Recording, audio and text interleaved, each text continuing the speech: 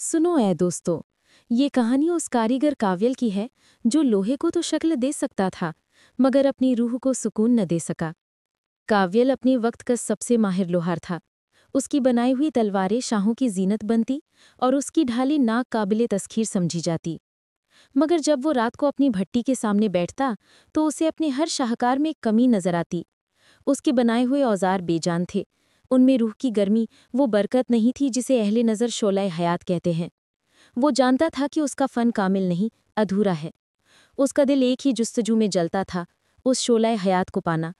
वो समझता था कि ये कोई आसमानी आग है जो उसकी भट्टी में जल उठे तो उसका हर काम इबादत बन जाएगा और उसका लोहा महज धात नहीं रहेगा बल्कि ज़िंदगी का हिस्सा बन जाएगा।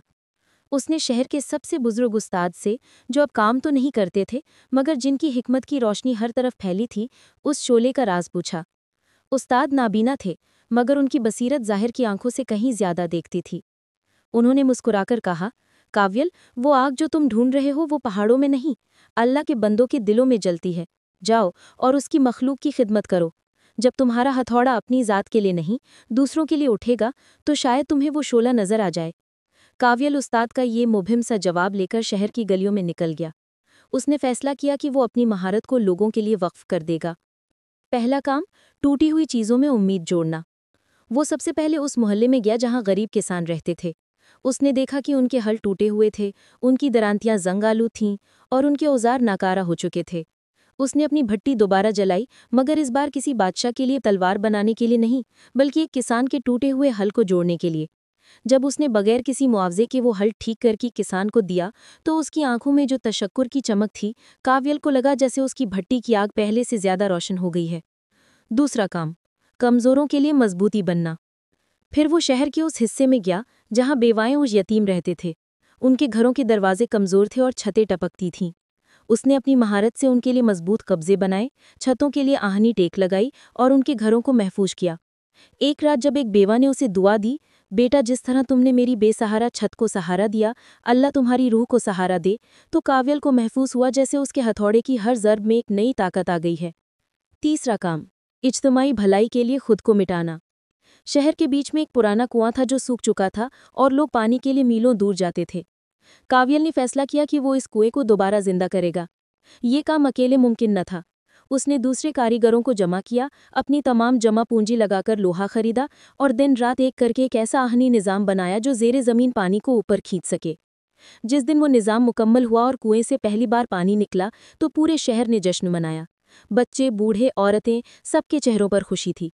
काव्यल एक कोने में खड़ा ये मंजर देख रहा था। उसने ना अपना नाम किसी को बताया, ना कोई इनाम तलब किया। उसकी खुशी लोगों की खुशी में थी। उसी लम्हे जब उसने अपनी भट्टी की तरफ देखा तो वो हैरान रह गया। उसकी भट्टी की आग अब नारंगी नहीं बल्कि एक सुनहरी, पाकीज़ा रोशनी में जल रही थी।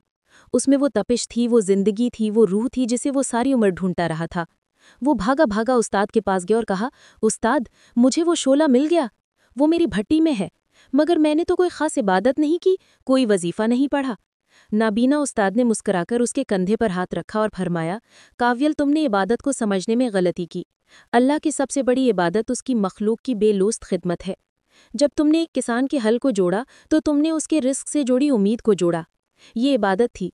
जब तुमने एक बेवा की छत को मजबूत किया तो तुमने उसकी इज्जत और तहफ़्फ़ुज़ को मजबूत किया। ये इबादत थी।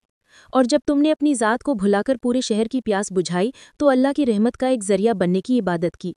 बेटा, शोला हयात कोई बाहर से आने वाली आग नहीं है। ये तो नीयत की वो खालिस गर्मी है जो बंदे के अपने अंदर से फूटती है जब वो अपनी ज़ात के दायरे से निकलकर दूसरों की भलाई के लिए काम करता है। तुम अल्लाह के बंदों के काम आए और अल्लाह ने तुम्हारे काम में अपनी रूह फूंक दी। काव्यल उस दिन समझ गया कि अजीम कारीगर वो नहीं जिसका हुनर बेमिसाल हो, बल्कि वो है जिसका हुनर मखलूक के लिए वक्फ हो।